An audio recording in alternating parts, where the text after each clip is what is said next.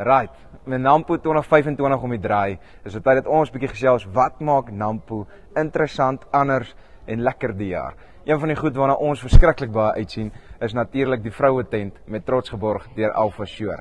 Ander mense wat gehelp het om hierdie ding op die planke te bring, is Afkri, Scania, Voelgoed en ook Swartland wynkelders. So nou is die groot vraag op almal se kop, wat behels die vroue tent? So elke oggend om 9:30 begin dit met 'n goed gesprek en daarna is dit gevolg deur ongelooflike praatjies deur ongelooflike mense al die pad tot 12:00 toe. Maar moenie dink 12:00 stop die lekkerte en die goetersie. Dan begin die kuier en die net ontspan en al verbreek van die res van die Nampo af, net dat jy ook bietjie kan asem skep. Ongelooflike mense wat daar gaan wees is Antoinette Pinaar, Jacques de Priester, Louis Luke, Willie Strauss en ook Chef Tian van Kokkedoor. Volgende vraag is, nou maar waar is die vroue tent? Dit is net langs die Shell Garage. As jy nie weet wat dit is, laai die Nampo app af, gaan kyk op die kaart en dan kan jy sodoende vinnig en maklik ook daar uitkom.